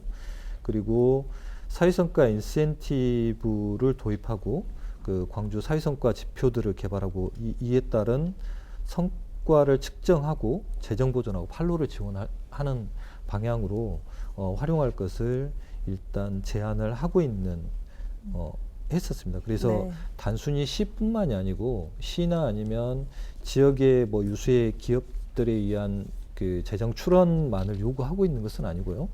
그 사회적 기업 차원에서 사회적 기업 협의 차원에서도 사회적 기업 활성화 기금이라고 하는 그 기금을 준비하고 있는 이 과정이고 이에 대한 논의들이 지금 마무리 단계에 이르러서 규모는 크지 않을지 모르겠지만 네. 저희들이 요구하고 있는 규모보다는 작긴 하겠지만 그 당사자들 내에서부터 이것을 준비해 들어가고 있는 과정이다라고 좀 소개를 해드릴 수 있을 것 같습니다. 그리고 다른 지역들의 사례들을 보면 서울 같은 경우에 사회투자기금으로 지금 130억 정도가 조성이 되어 있고 2021년까지 약 1,000억 원까지 규모를 확대하는 것을 목표로 하고 있고요. 네. 경기도 같은 경우도 지금 40억 정도를 만들어 놓고 그리고 100억 원을 목표로 하고 있는 그리고 다른 지역에 있어서도 그 뭐 부산이나 대구나 이런 곳들 같은 경우도 지역 내에 내려와 있는 뭐 광주로 치자면 혁신도시의 공공기관들과 연계한 그러한 기금들을 지금 논의하고 그리고 지금 이미 뭐 100억 원 이상의 규모들로 지금 진행이 되고 있는 과정입니다. 네, 사회적 경제 기금. 자, 여기에 대해서 박상하 교수께서는 또 어떻게 생각하시는지 좀 말씀해 주시죠. 네, 사회적 경제 활성화나 또는 그 생태계 조성의 핵심적인 요인이 기금입니다. 네. 이 기금이 어느 정도 역할을 해줘야 그 지역의 생태계도 좀 만들어지고 활성화가 된다 이렇게 보는데 실제로 이 기금 조성이 쉽지 않습니다. 그리고 또 조성이 된다고 하더라도 운영의 문제 또는 네. 그 중개기관의 어떤 운영 이런 여러 가지 그 복잡한 문제들이 있어서 이게 지역마다 지금 논의는 많이 되고 있는데 네. 이게 진척이 잘 안 되고 있습니다. 지금 아까 우리 처장님께서 잘 말씀을 해주셨는데 지금 서울이나 뭐 다른 뭐 강원도 뭐 이런 다른 지역에서도 사실 기금이 만들어지기는 해서 어느 정도 성과 있는데도 내용을 딱 뜯어보면은 전부 공공기금입니다. 네. 정부가 출연한 기금 이외에는 민간이 한 건 거의 없습니다. 그러다 보니까 이게 기금 자체로서 역할을 하기가 굉장히 어려운 측면이 있다. 이렇게 좀 평가가 되고 있고 특히 조금 지금 내용이 다른 데가 충북입니다. 충북 같은 데는 지금 시민단체가 주도가 되어서 그 사회적 경제에 있는 사람들이 기부를 받아가지고 그 기부받은 금액으로 그거를 그 씨앗처럼 네. 그 생태계에다가 뿌려주는 이런 것을 하고 있는데 어떻게 보면 그거는 또 기금이라고 말하기가 참 어려운 측면도 있는 네. 그런 그 측면입니다. 그래서 이 기금이라고 하는 것은 사실 우리가 큰 틀에서 보면 사회적 금융의 일환으로 봐야 됩니다. 그래서 단순히 어떤 기금을 모았다고 해서 그것이 다 되는 게 아니거든요. 사실은 사회적 금융이라고 하는 생태계뿐만 아니라 그런 그 지역 내에서 순환되는 어떤 그런 시스템이 만들어져야 되거든요. 네. 그래야 되는데 지금 우리가 사회적 금융이라고 하는 어떤 그 안에도 보면 특징이나 유형이 굉장히 또 다양한 측면이 있습니다. 예를 들면 그 지향하는 바도 일반 금융하고 다르게 뭐 가치를 지향한다거나 관계를 지향한다거나 뭐 임팩트를 지향한다 이런 특징이 있거든요. 거기에 따른 유형도 또 다르게 되고 있는데 실제로 이제 우리 광주 같은 데서 이 기금은 지금 그 모금하는 것도 지금 쉽지 않기 때문에 우선 기금을 만드는 조성이라도 좀 해보자. 이런 논의에 지금 집중이 되어 있다 저는 이렇게 보고요. 네. 만약에 이제 앞으로 우리가 좀 더 노력을 더 한다면 이 기금이 조성이 되었을 때도 고민을 좀 많이 해야 된다 이렇게 생각을 합니다. 네, 기금의 조성과 방식, 운영도 중요한 문제다.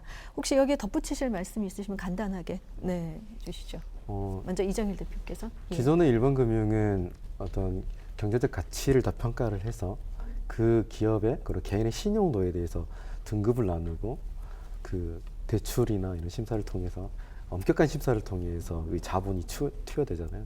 근데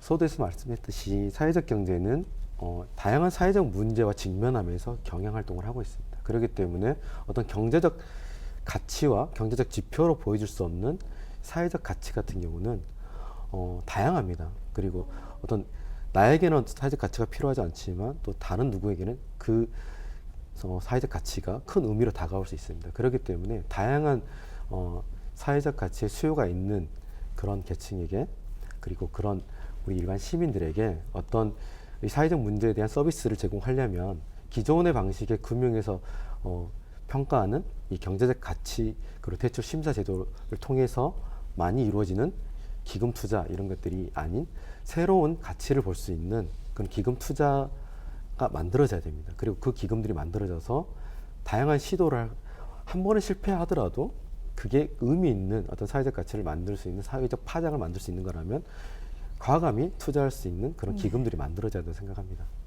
네. 이 사회적 그 기금에 대해서 혹시 하실 말씀 있으시죠? 모상근 팀장께서도. 사회적 경제 기금 관련해서는 너무나 중요한 문제이기 때문에 사실은 사회적 경제 선진국이라고 하는 영국이나 호주, 네덜란드, 캐나다 등은 이미 나름대로 기금들이 사회적 경제 기금들이 잘 조성이 돼서 잘 진행이 되고 있는 상황이고요. 우리나라도 2017년, 18년에 사회적 경제 활성화방을 내면서 기금 문제를 되게 적극적으로 거론을 하고 있고 언급을 하고 있습니다. 특히 그것에 근거해서 만들어진 한국 사회가치 연대 기금 이런 좀 재단법인 형태로 만들어지긴 했는데 네. 목표는 출자금이 엄청 많은데 사실은 이게 여러 가지 기본법이나 여러 가지 다시 또 얘기가 환원되긴 하지만 네. 법들이 통과가 안 되다 보니까 재원 마련이 좀 되게 어려운 지점이 있어서 좀 이게 적극적으로 드라이브를 안 걸리고 있는 정책 중에 하나라고 볼 수 있습니다. 하지만 방향성에 대해서는 되게 다 공감을 하고요. 그런 부분들이 반드시 필요하다는 것들에 대해서는 모두 다 공감을 하고 있기 때문에 조속한 시일 내에 법 통과된과 동시에 기금들이 조성이 되고 제가 봤을 때는 이제 기금이 조성된다고 해서 해결될 문제는 아무것도 아니어서 사실 어떻게 운용할 것인가 훨씬 중요한 문제들이 남아 있는데 네. 우선은 일단은 충분하게 기금 조성을 어떻게 할 것인가 그 과정에서 우리는 운영을 어떻게 해나갈 것인가에 대한 의견들을 같이 고민하고 머리를 맞대고 좀 해나가는 방향이 되게 필요할 거라는 생각이 듭니다. 네. 안정적인 재원 마련을 위한 기금의 문제, 이게 이제 또 한 가지 가장 핵심적인 이제 문제, 개선돼야 될 문제고, 또 하나 사회적 경제를 이야기할 때 기업들이 가장 어려워하는 점이 좀 전에 판로다라는 말씀을 하셔서 판로 개척을 어떻게 하면 좋을까라는 그 대안으로 떠오르는 것이 공공구매인데요. 정확하게 이 개념이 무엇인지 먼저 박상호 교수께서 좀 설명해 주시죠. 네. 이제 공공조달이라고도 합니다. 네. 이제 보통 공공기관들이 구매하는 어떤 물품이나 용역, 공사 이런 것들을 총칭하는 이제 그런 의미로 쓰이고 있는 말인데요. 실제로 이런 그 공공기관이 구매하는 방식은 뭐 단순 구매랄지 경쟁 입찰이랄지 수의계약, 뭐 민간 위탁 다양한 방식들이 있습니다. 네. 근데 이런 공공기관들이 구매하고 물품을 이렇게 용역을 주는 이런 내용들을 보면은 이게 지금 우리나라에 보면 국민 총 생산의 한 10% 정도의 굉장히 큰 규모라고 합니다. 이래서 공공 구매 시장이라고 하는 게 사회적 경제에 관심을 갖지 않을 수가 없는 분야이기도 합니다. 네. 그래서 이제 실제로 이 공공구매는 정부에서도 그래서 좀 중소기업이나 또는 취약한 어떤 기업을 도와주는 차원 또는 어떤 그 기업을 좀 성장시키긴다는 이런 목적에서 공공구매에게는 어떤 그런 법으로 규정을 해가지고 약간 특혜를 주는 네. 그런 분야이기라고 되는데 실제로 이제 이런 공공구매라고 하는 것을 어느 정도 우선하느냐 쉽게 말하면 여성 기업이랄지 장애인 기업이랄지 중소기업 또 우리 사회적 경제도 마찬가지거든요. 이렇게 그런 성장이 가능한 기업 또는 취약한데 이런 데다가 지금 법으로 규정을 해서 진행을 하고 있는데 실제로 우리나라에 이런 공공기관이 한 840개 정도 된다고 합니다. 그러니까 네. 아까 우리가 대충 아까 GDP의 10% 정도니까 그 시장 규모로 본다면 상당히 큰 규모다. 근데 우리 사회적 경제 영역에 있는 기관 조직들이 이런 공공구매 시장에 많이 진출하도록 해야 되는 게 지금 가장 큰 그 네. 목표이기도 한 거죠. 네, 공공기관이 그러니까 물품 공사 용역을 구매하는 그 공공구매 시장도 굉장히 이제 큰 편인데 광주의 경우에는 지금 이 공공구매 관련해서 현황이 혹시 나와 있는 게 있습니까? 모상근 팀장께서 좀 얘기해 주시죠. 광주는 아까도 말씀드렸던 조례에 의해서 그 2017년도에 조정된 조례에 의해서 매년 구매 실적과 그다음에 그 다음 연도의 구매 계획들을 공시하게끔 되어 있습니다. 네, 실제로 올해 발표됐던 내용을 봐보니까 올해 광주광역시에서 총 구매액이 한 811억 원 정도 되고요.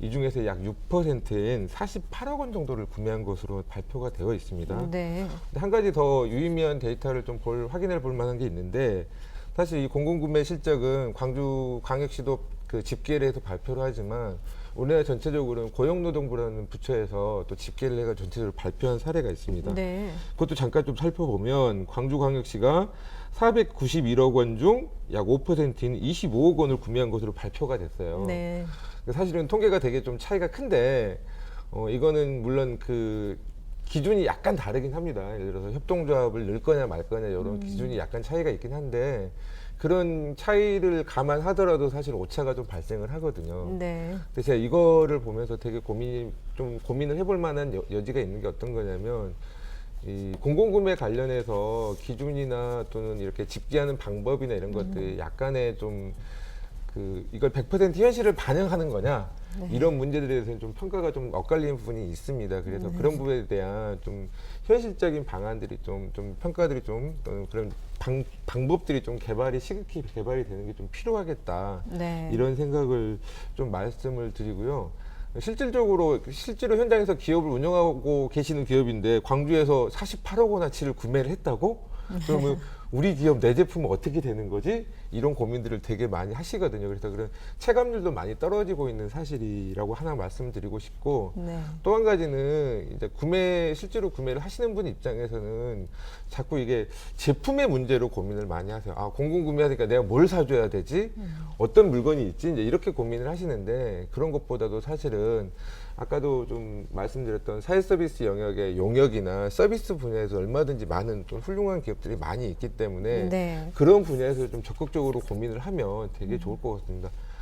아주 쉬운 예로 예를 들어서 저희가 뭐 적절한 예가 아닐 수 있지만 어떤 서비스 또는 용역 관련해서 1,000만 원치 용역을 하는 건 사실 그렇게 큰 용역이 아니에요. 근데 사실은 우리가 물건을 구매한다고 해서 1,000만 원치 물건 사려면 엄청 많이 사야 되지 않습니까? 네. 그런 여러 가지 요건이나 효과들을 봤을 때 사회 서비스나 용역에 있어서 충분하게 좀 적극적으로 검토를 하고 좀 그런 것들을 활용하는 방안에 대해서 이 공공구매를 높이는 또 활성화시킬 수 있는 좋은 방안이지 않을까 이런 생각을 해보고 있습니다. 네, 실효성 있는 공공구매가 추진되어야 한다. 그리고 앞서 이제 뭐 기준이나 데이터, 신뢰할 만한 이런 부분들도 이제 통계치도 필요하다.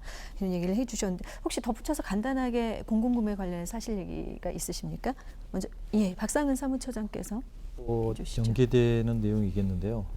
지금 사회적 경제 공공구매와 관련된 그 공시제는 광주시뿐만 아니라 고용노동부 등에서도 정부 부처에서 진행을 하고 있고 구까지도 진행을 하고 있습니다. 네. 뭐 팀장님도 그 제기하셨다시피 공시의 형식이나 기간 그리고 내용과 방식들이 서로 상이합니다. 그렇다 보니 그 공시되고 있는 데이터들을 이것을 활용해야 되는 기업들 입장에서는 어느 데이터를 믿어야 될지를 모릅니다. 네.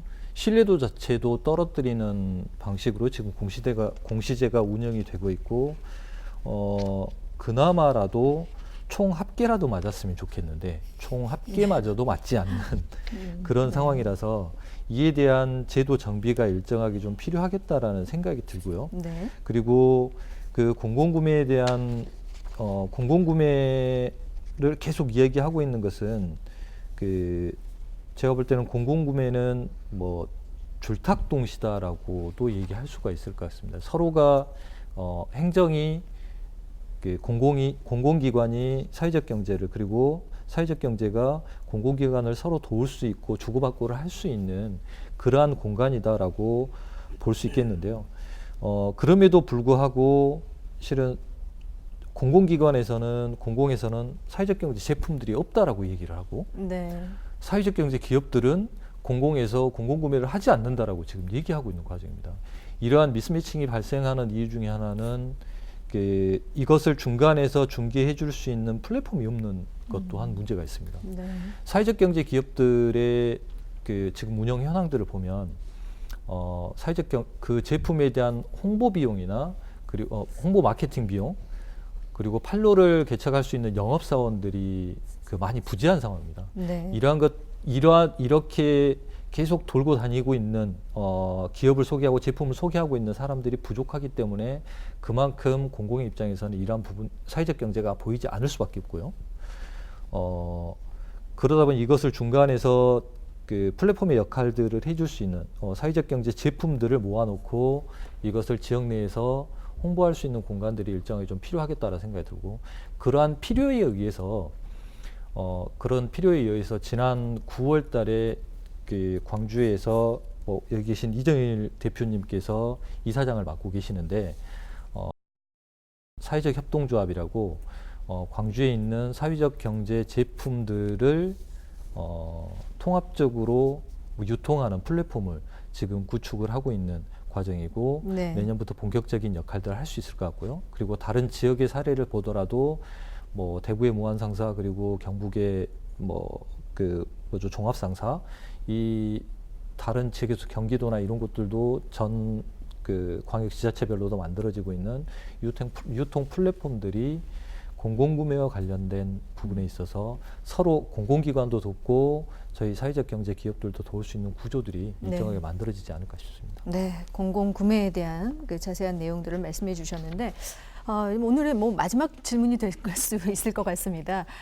이 사회적 경제 활성화 방안 뭐 여러 가지 오늘 얘기들을 해주셨지만 공공의 역할이 참 그만큼 중요하다라는 걸 다시 한번 느끼는데 공공기관과의 협업이라든지 공동사업들을 한번 그동안 살펴보시고 혹시 뭐 평가라든지 좀 더 부족한 부분들이 있다면 말씀 좀 해주시면 좋을 것 같습니다. 먼저 이정일 대표께서 네. 어떻게 보시는지요? 지금 사회적 경제가 저희 본격적으로 시작한 지가 10년 됐습니다. 그래서 아직 우리나라의 사회적 경제가 초기 단계라고 생각합니다. 그렇기 때문에 지금 현재 시점에서는 공공의 역할이 가장 절실하게 필요합니다. 그지만 향후 몇십 년 후에는 공공 영역에서만 우리 사회적 경제가 공공 영역에서만 자립할 수는 없습니다. 네. 일반 소비자, 일반 시민 영역의 사회적 가치 구매로 연결이 돼서 그 기업들이 자생하고 또 그 기업들이 자생한 속에서 수익이 나오고 다시 우리 지역사회 환원하는 이 선순환 구조를 만들어야 되는데요. 하지만 지금 현재 초기 단계이기 때문에 공공의 역할이 절실히 저희 사회적 경제 기업들의 필요로 하고 있습니다. 그리고 현재 예전에는 사회적 경제만이 이제 공공 구매 이런 걸 통해서 같이 연결했었는데요. 지금 현재는 문재인 정부 들어서 사회적 경제뿐만 아니라 사회 혁신 플랫폼, 지역사회 문제를 다양한 자원을 통해서 그 자원에는 공공의 자원, 또 사회적 경제 자원, 시민의 자원, 이 자원들을 융합해서 지역의 다양한 문제를 해결하자는 그런 네. 이야기들이 지금 현재 진행이 되고 있습니다. 일례로 지금 강주의 사회혁신 플랫폼이라는 조직이 있는데요. 그 사회혁신 플랫폼과 우리 지역의 나주 혁신도시에 16개 공공기관들이 있잖아요. 그 공공기관과 사회적 경제가 같이 모여서 지역의 문제를 사회적 경제 방식으로 한번 해결해 보자. 그리고 그 자원은 어떤 특정한 공공기관이 다 되는 것들이 아니라 자금은 공공기관, 인력은 사회적 경제, 그리고 어떤 정책과 또 그리고 어떤 다양한 이 사회 문제 의제, 의식은 플랫폼이 이 가져와서 그거를 이 세 개 기관이 같이 함께 협력해서 지역의 네. 문제를 해결해 가고 있는 의제를 해결해 가고 있는 여러 다양한 사례를 만들어 가고 있습니다. 앞으로 사회적 경제는 사회적 경제 기업 주체들만 해결할 수 있는 게 아니라 시민과 공공과 다양한 조직들이 만나야지만이 이 지역의 사회적 문제, 일자리 문제, 그리고 지역의 다양한 문제를 해결할 수 있는 그런 해결 방식을 찾아내고 해결해 나갈 수 있다고 생각합니다. 그 네. 역할에 공공 역할, 이 사회적 경제 역할, 그리고 시민의 역할들이 앞으로 필요로 할 것 같습니다. 네, 공공기관에서 많은 관심을 갖고 이런 역할들을 해주길 바라는 바람을 갖고 계신데 모상근 팀장께서도 어떤 그 공공의 역할을 어떻게 보고 저는 계시는지. 이제 그런 네. 생각을 이렇게 방금 말씀하셨던 서로가 이제 머리를 맞대는 과정이 되게 필요하다는 말씀에 전적으로 공감을 하고요. 근데 네. 그 이유가 이제 그런 이유인 것 같습니다. 기존에 이제 공공기관에서 사회적 경제 기업, 공공구매 이런 걸 바라볼 때 주요한 큰 그 개념은 어떤 거냐면 사회공헌 개념이었어요. 그러니까 공공기관이 사회공헌을 어떻게 할 것이냐, 그 과정에서 사회적 경제 기업을 돕는 게 사회공헌이다라는 그런 구조를 갖고 있었기 때문에 기존에 공공기관이 하고 있었던 여러 가지 사회공헌 활동의 일환으로 이렇게 자리를 잡는 그런 구조가 돼 있었는데 네. 사실 이제 아까 이제 이정희 대표님께서 말씀하셨던 지금 논의되고 있는 그런 구조는 그런 구조를 사실 뛰어넘는 구조라고 저는 생각이 드는 거거든요. 그러니까 각각의 공공기관들은 구체적으로 자기 소셜 미션들이 있으시잖아요. 어떤 역할들을 하고 어떤 역할들을 할 것인가에 대한 구체적인 미션들이 있기 때문에 그 미션들을 어떻게 구체적으로 구현해가는 과정에서 사회적 경제 활성화를 같이 도모할 것인가 이런 부분들을 같이 고민하는 게 되게 중요하다는 생각이 듭니다. 구체적인 예로 죄송합니다. 구체적인 예로 LH 같은 경우가 올해 한 9월인가 10월 정도에 사회적 경제 활성화 방안이나 이런 거를 발표를 했어요. 근데 그 내용을 좀 살펴보면 어떤 걸 하겠다는 측면보다도 LH의 주요 사업들이 예를 들어서 뭐 분양, 토지, 그다음에 건축, 그다음에 관리 이런 네. 측면이 쭉 관리 그 LH의 주요 활동률을 전체적으로 설정을 하면서 그 공간에 맞춰서 사회적 경제 기업들과 어떻게 결합해 나갈 것인가를 구체적으로 본인의 활동들을 사회적 경제와 어떻게 같이 나갈 것인가를 그런 구체적인 계획들을 수립하고 계획을 발표하는 그런 자리가 있었습니다. 그러니까 사회적 경제 기업들과 공공기관들이 함께 할 수 있는 구체적인 내용들을 다르잖아요. 공공기관의 사회적 역할들이나 미션들이 다 다르기 때문에 네. 그 구체적인 지점들을 같이 모여서 고민하고 방안들을 찾아보는 그러한 노력들이 반드시 필요하고 그런 과정에서 좀 공공구매에 적극적으로 사회적 경제 활성화할 수 있는 방안에 함께 할 수 있는 그런 좋은 사업들이 제안이 될 수 있을 거라고 생각이 듭니다. 네, 사회적 경제 활성화 방안을 위해서 공공의 역할은 무엇보다 이제 중요한데, 자, 오늘 마무리 말씀으로 혹시 미처 못하셨던 부분들이 있으면 좀 들어보는 시간을 갖겠습니다. 먼저 박상하 교수께서 마무리 말씀해 주시겠습니다. 네. 이제 사회적 경제를 좀 활성화하고 발전시키려면은 먼저 저는 그 행정이나 그 지역사회 안에 신뢰와 협동이 가장 저는 중요하다고 생각을 합니다. 그래서 이런 신뢰와 협동에 기반을 해서 공공과 민간이 정말 공동 노력, 그 역할 분담을 충실하게 이행했을 때 그 지역사회 안에 사회적 경제가 좀 활성화된다. 그래서 우리 광주도 행정과 민간 또는 당사자 조직 이런 데가 좀 혼연일체가 되어서 신뢰와 협동으로 좀 좋은 모델도 발굴하고 사회적 경제에 대한 어떤 그 끊임없는 노력, 지속 가능성 이런 것에 좀 집중을 했으면 좋겠다 이런 바람입니다. 네. 이어서 박상은 사무처장께서 오늘 마무리 말씀해 주시죠. 일단 저희가 그 사회적 경제 기금이나 공공구매에 대한 얘기들을 많이 했는데요. 남에 대한 이야기, 정부 지원이나 이러한 부분들을 많이 이야기했는데요. 저는 그 마무리 지으면서 사회적 경제 기업 내에서 사회적 경제 내에서도 사회적 경제를 만들어 가기 위한 노력들이 지속적으로 이루어지고 있다라는 말씀을 우선 드리고 싶고요. 사회적 경제가 해결하고 사회적 경제는 지역이 스스로 지역의 필요를 지역이 느끼도록 해결해가는 과정들을 만들어가는 것이 사회적 경제가 하고 있는 일이라고 생각이 들고, 거기서 가장 아쉬웠던 것 중에 하나가 지역이 느끼게 하지 못했었던 부분들 또한 있다라고 생각합니다. 이러한 부분들, 시민들이 접근하고 일상 속에 스며드는 사회적 경제를 만들기 위해서 사회적 경제 당사자들이, 사회적 경제 현장의 기업들이 이러한 눈에 보이는 보다 가시적인 성과를 낼 수 있는 방향으로 준비하고 시민들과 만날 수 있는 자리들을 더욱더 넓혀가겠다라는 말씀 마지막으로 드리겠습니다. 네. 다음 이정일 대표께서 마무리 말씀해 주시죠. 네.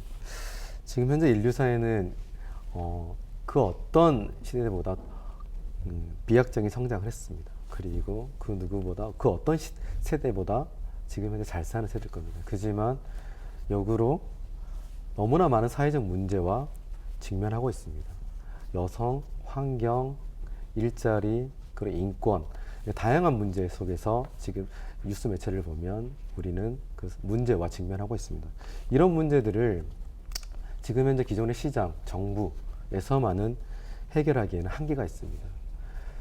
이제는 다양한 이 자원들이 모여서 시민도 모이고 정부도 모이고 또 시장 속에서 또 사회적 경제 속에서 이 여러 가지 이 다양한 시도를 통해서 이 사회적 문제를 함께 해결해 나갑니다. 그 함께 해결해 나가는 속에서 가장 적합한 다양한 사람이 모여 있고 다양한 이해 구조가 모여 있는 이 사회적 경제 방식으로 이 사회적 문제를 같이 한번 해결해 봤으면 좋겠습니다. 네. 마지막으로 모상근 팀장께서 마무리 말씀해 주시겠습니다. 예. 그런 고민을 많이 해봤습니다. 그러니까 보다 살기 좋은 나라는 어떤 나라일까를 생각을 해봤는데, 그런 과정에서 가장 중요한 덕목이 어떤 걸까 할 때 내가 아닌 사실 남을 먼저 생각하는, 또는 다른 사람은 어떤 생각을 하고 있고 다른 사람의 입장은 어떤 건지를 좀 잘 살펴보는 그런 과정들이 너무나 중요한 것 같습니다. 사실 사회적 경제 뭐 겁나 좋다고 얘기도 하고 겁나 아름답다고도 얘기도 많이 합니다. 하지만 그 구체적인 내용들 잘 살펴보지 않으면 그 내용들이 어떤 건지 자기 것이 잘 안 되고 별로 관심과 애정이 안 가는 것 같습니다. 사실 살펴보고 공부해보면 정말 좋은 가치를 가지고 있고 지역 공동체를 위해서 같이 노력하고 같이 힘써주시는 분들이 너무 많고, 그러한 노력들이 너무 소중한 것 같습니다. 여기 시청자 여러분이나 모든 분들이 보다 한 번 더 조금 더 관심과 애정을 가지고 사회적 경제를 바라보고 함께 할 수 있는 여러 가지 방안들을 고민한다면 사회적 경제가 충분하게 발전할 수 있고, 아까 맨 처음에 드렸던 보다 살기 좋은 나라를 만들어가는 데 큰 도움이 될 거라고 생각을 합니다. 네. 사회적 경제는 말 그대로 사회 구성원들이 공동의 경제적 이익을 위해서 서로 협력하고 연대하는 것입니다. 이를 위해서는 누군가는 양보를 해야 하고 또 다른 누군가는 이해를 해야 하는 부분들이 있는데요. 우리 지역의 사회적 경제 활성화를 위해서 시민들의 이해와 관심이 더욱 늘어나길 바라면서 오늘 이 시간 마무리 짓겠습니다. 함께해 주신 여러분 고맙습니다.